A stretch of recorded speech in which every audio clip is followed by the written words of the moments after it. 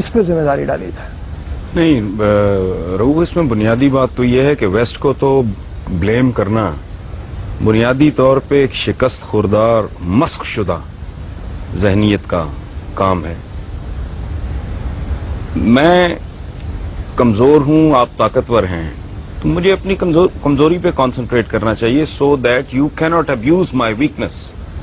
ایک بات. دوسری بات یہ ہے کہ ویسٹ خاص طور پہ امریکہ کی آپ بات کر رہے ہیں، یہ تو ویسے جمعہ 8 دن کی بات. آپ کی تو ساری تاریخ ہی اس طرح، آپ کی ساری تاریخ ایک دوسرے کی گردنیں کاٹنے پر مشتمل ہے. یہاں میں ایک بات کی وضاحت میں اکثر کرتا ہوں کہ بھائی جب تاریخ کو دیکھو تو بغیر تعصب کے دیکھو. آپ لوگ اگر تاریخ کو مس کریں گے، تاریخ کا کچھ نہیں بگڑے گا، وہ آپ کو مس کر دے گی. بغیر تعصب سے دیکھنے کا نتیجہ یہ ہے کہ آپ درست نتائج پہ پہنچیں گے اور پھر شاید آپ اس کو ریکٹیفائی کرنے کا بھی سوچ سکیں. اگر آپ اپنی کجی، اپنی کمزوری، اپنی غلطی، اپنے جرائم، اپنے گناہ، اپنی حرکتیں، اپنی پرفارمنس ہی نہیں ماننے کو تیار، اس کے علاج کی تو نوبت ہی نہیں آئے گی. آپ کی ٹوٹل ہسٹری، یہ ویسٹ کو گالی دینا، ویسٹ کو برا کہنا وہ چھوڑیں، وہ تو ہمارے رائیولز ہیں. میرے اور آپ کے درمیان ایک مقابلہ چل رہا ہے جو صدیوں پر مشتمل ہے. تو you are most welcome to do anything you want. ہم کہتے ہیں وہ جی سازشیں کرتے ہیں، وہ آپ سے بہتر دماغ رکھتے ہیں تو سازشیں کرتے ہیں، آپ کر لیں. اور پھر جھوٹ ہے یہ بر صغیر کی تاریخ اٹھا کے دیکھ لیں. لارڈ کلائیو کے ساتھ 200-250 گورا تھا، باقی سارے ہم ہی لوگ تھے، ہمارے ہی بزرگ تھے. بکسر کی لڑائی میں شاہ عالم ثانی کا انہوں نے جو حشر کیا ہے، لڑنے والا کون تھا اس کے خلاف؟ بابر کو کس نے نکالا تھا فرغانہ سے؟ اس کے چچاؤں نے. یہاں کے اس نے کس کی گردن اتاری سب سے پہلے؟ ابراہیم لودھی کی. امیر تیمور نے کس کو مارا؟ یلدرم کو. پھر بنو امیہ، بنو عباس. یہ آپ کے ہاتھ سے اسپین گیا. پھر یہ اپروچ بھی غلط ہے، اسپین چلا گیا. اسپین آپ ابا آپ کی بری میں لے کے آئے تھے. آپ طاقتور تھے اس وقت، آپ ایکسپینڈ کر رہے تھے. آج وہ طاقتور ہیں، وہ ایکسپینڈ کر رہے ہیں. جب آپ اپنا ورلڈ آرڈر، جب آپ میں سکت تھی، دم تھا، جان تھی، تو آپ اپنا ورلڈ آرڈر امپوز کر رہے تھے. آج وہ کر رہے ہیں. رونا کس بات کا؟ اس کو گالی مت دیں، اپنے گریبان میں جھانکیں. ہمارے پنجابی میں کہتے ہیں اپنی منجی تھلے ڈانگ پھیرو تو انہوں سمجھ آئے. آپ کی ٹوٹل تاریخ، یلدرم پورے یورپ کو اس نے آگے لگایا ہوا تھا. امیر تیمور صاحب یہاں سے روانہ ہوتے ہیں، جا کے اس کا ستیہ ناش کر دیتے ہیں. مغلوں کا دور دیکھ لیں، کہتے ہیں جی انگریز نے ڈیوائڈ اینڈ رول کیا. کدھر ڈیوائڈ اینڈ رول کیا؟ انگریز تو آیا کو جہانگیر کے زمانے میں غالباً. Please correct me if I am wrong, sir Thomas Roe وغیرہ. اس سے پہلے جو آپس میں ایک دوسرے کی گردنیں کاٹ رہے تقریباً اس وقت آیا جس وقت بابر آیا، اور انگریز جہانگیر کے دور میں تقریباً اس وقت. ٹھیک ہے، اچھا. اس سے پہلے جو مغل شہزادے ایک دوسرے کی گردنیں کاٹ رہے تھے، باپ کو اندر کر رہے تھے، سگے بھائی مار رہے تھے، شیر شاہ ان کے ساتھ لڑ گیا. یہ ٹوٹل پاور پلے ہے، صدیوں سے چل رہا ہے. محمد بن قاسم کو کھال میں سی کے بش نے بھیجا تھا. عبیدہ بن الجراح کے ساتھ کیا ہوا تھا؟ آپ کے جتنے جنرلز ہیں جس کو آپ اتنا گلوریفائی کرتے ہیں، کبھی اپنے بچوں کو پڑھائیں ان کے انجام کیا ہوئے تھے؟ ان لوگوں کے ساتھ کیا کیا آپ نے؟ کرنے والے کون تھے؟ اب یہ قدم قدم پہ سازشیں ڈھونڈنا، ان میں کیڑے ڈالنا اور لوگوں کو بتانا کہ جی وی آر دا بیسٹ. مجھے ایک اور بات بتائیں آپ لوگ، یہ ینگسٹرز بیٹھے ہیں، یہ غدار پیدا کرنے کا ٹھیکہ آپ نے کیوں لیا ہوا ہے؟ غدار آپ میں ہی یہاں کیوں پیدا ہوتے رہے ہیں، گوروں میں کیوں نہیں ہوئے؟ اس کی وجہ ہے رؤوف صاحب، غدار ایک خاص کلچر میں پیدا ہوتا ہے. جہاں فرد اور ریاست کا مفاد اس طرح ہو جاتا ہے نا، وہاں غدار پیدا نہیں ہوتے. سر تھامس رو نے جہانگیر نے اسے، اس کے بیٹے کا اس نے علاج کیا، وہ ٹھیک ہو گیا. اس نے انعام کے طور پہ کہا کہ اس کے برابر، اس کے وزن کے برابر، وہ موٹا آدمی تھا، سونا تول کے اس کو دو. اس نے کہا کہ بادشاہ سلامت، مجھے سونا نہیں چاہیے، میری قوم کو اپنے ملک کے ساتھ ٹریڈ کرنے کی اجازت دے دیں. آپ کے پاس یہ وفا 2007 میں نہیں ہے. آپ کے لیڈر سوئس بینکوں کے کیس بھگت رہے ہیں. کوئی کرپشن کنگ کہلاتا ہے، کوئی کرپشن کوئین کہلاتی ہے. آپ کے ساتھ، آپ کے پاس اپنی بدنصیبی پہ غور کریں، یہ کمٹمنٹ 2007 میں نہیں ہے.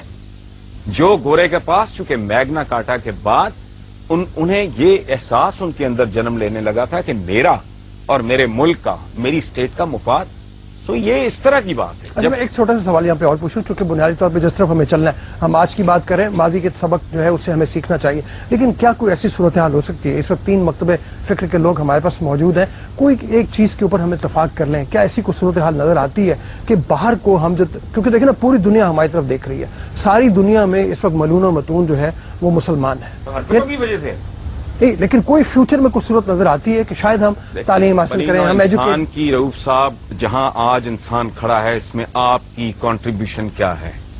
आपसे मुराद मेरी, हम सबकी 1 अरब 40 करोड़ मुसलमानों की कंट्रीब्यूशन क्या है? ये एक पैम्पर नहीं दे सके बनी नौ इंसान को, ये बॉल पॉइंट नहीं दे सके, ये गाड़ी की विंड स्क्रीन साफ करने वाला वाइपर नहीं दे सके। 56-57 इतने लगभग मुसलमान मुल्क हैं, एक में भी जमहूरियत नहीं है, डूब मरो। मैं सदियों से एक बड़ा दिमाग नहीं पैदा किया, इस मुल्क में एक बड़ा आदमी पैदा हुआ है, मैं इंटेलेक्चुअली बात कर रहा हूं। ये मुल्क है सबका है, जना साहब के स्टेटमेंट्स रिकॉर्ड पे हैं कि हिंदू अपनी जगह, फलां अपनी जगह, उसको आप जो भी लेबल लगाएं, डॉक्टर अब्दुल सलाम, उसको उन्होंने ठुड्डे मार के इस मुल्क से बाहर निकाल दिया। सदियों से एक बड़ा आदमी आपने पैदा नहीं किया। औकात यह है कि एक एवरेज लेवल का, एक आम सतह का दानिश्वर बात करता है क्लैश ऑफ सिविलाइजेशन, ये उसको सर पे बिठा लेते हैं और पूरी दुनिया में डिबेट पे शुरू हो जाती है। क्लैश ऑफ सिविलाइजेशन तो है ही नहीं, ये क्लैश ऑफ फेथ्स है। सिविलाइजेशन तो उनके पास है, आपके पास कौन सी सिविलाइजेशन है? बकरे में पानी इंजेक्ट करके उसका वजन बढ़ाने वाले, अपने बच्चों को नापाक गंदा गलीज दूध देने वाले, लाइफ सेविंग ड्रग्स में मिलावट करने वाले, जाली दवाइयां बनाने वाले, ला कानून, किसी मुल्क में ना आईन है ना कानून है, ना आवाम की कोई इज्जत है ना इज्जत है नफ्स है। आप रोटी नहीं दे सकते, इज्जत तो दें, आप वो भी नहीं दे सके। कौन सी ऐसी चीज, मुझे इतने यहां बच्चे बैठे हैं, इतने माशाल्लाह इस मुल्क की क्रीम बैठी है, मुझे एक बात, मैं दावा कर रहा हूं इतना बड़ा, एक बात बताएं जिस पे आप फख्र से कह सके कि ये हमारे पास है जो दुनिया में और कहीं नहीं है। ठीक जी, एक सेकेंड जी। पाकिस्तान में 3 तरह के मुसलमान अभी हैं। एक वो हैं जो एक्सट्रीमिस्ट हैं, जिनको यूरोप मतलब कहते हैं जी, जो खुद कुछ हमला जो करते हैं, ठीक है। एक वो हैं जो लिबरल एक्सट्रीमिस्ट हैं, जो कि मुशर्रफ, जो कि डांस पार्टीज, शराब सब कुछ साथ है और इस्लाम के नाम पे भी वो बोल रहा है, और एक हम लोग हैं, ठीक है। अब मेरा आपसे ये क्वेश्चन है कि आप हमें बताएं हम किसको फॉलो करें, हम कौन से इस्लाम को लेके चलें? जी हसन साहब। असल बात यह है कि यहाँ यंगस्टर्स बैठे हैं। देखो, अगर तारीख ठीक है और अखलाकियात के वो पैमाने नहीं हैं जो यहाँ बयान किए गए हैं, ये बड़ी सानवी सी चीजें हैं। जो यहाँ बड़े हीरोज बयान किए गए हैं ना पिछले 500 सालों में, उनमें एक आदमी भी ऐसा नहीं है जिनका बनी नौ इंसान नाम भी जानती हो, या जिसने कुछ कॉन्क्रीट जिसकी को कंट्रीब्यूशन हो। यहाँ बत्ती जल रही है ना, 1 मिनट बोले ना बीच में, मैंने आपकी बात में नहीं बोला। अल्लामा इकबाल को नहीं जानते आप? अल्लामा इकबाल दुनिया को नहीं जानती। क्यों नहीं? उसने एन मैरी शेमर में पीएचडी की है जर्मनी के अंदर, आपको पता ही नहीं किसी बात का। छोड़ती है पूरी कायनात, इंसान मुत्तफिक है, ठीक है। टेक्नोलॉजी है, साइंस है, इन्वेंशन है, उस पर लोग मुत्तफिक हैं, वो हैं बनी नौ इंसान के कॉमन हीरोज, दैट इज अच्छा। अगली बात यह है कि अगर वेस्ट आज 1 अरब 40 करोड़ मुसलमानों को रगेद रहा है तो अकल इस्तेमाल करें। यू आर रॉन्ग, आप कुछ भूल रहे हैं, आप रास्ता भटक गए हैं। अगर आपकी तारीख भी ठीक है, आपका अखलाक भी ठीक है, आप 1.5 अरब भी हैं और जूते भी खा रहे हैं, तो there is something terribly wrong. मेरा आपसे सवाल है हसन निसार साहब कि आपने कहा अभी मुसलमान के खिलाफ ही है, तो आप क्यों नहीं आवाज उठाते? आपने कहा है कि हमें गलत तौर पे लीड किया जा रहा है। बहुत बड़ी कलम है स्टैम्प, तलवार की जो कलम की जो क्या कहना चाहिए ताकत है वो तलवार से ज्यादा होती है, तो आप क्यों नहीं उसके खिलाफ आवाज उठाते?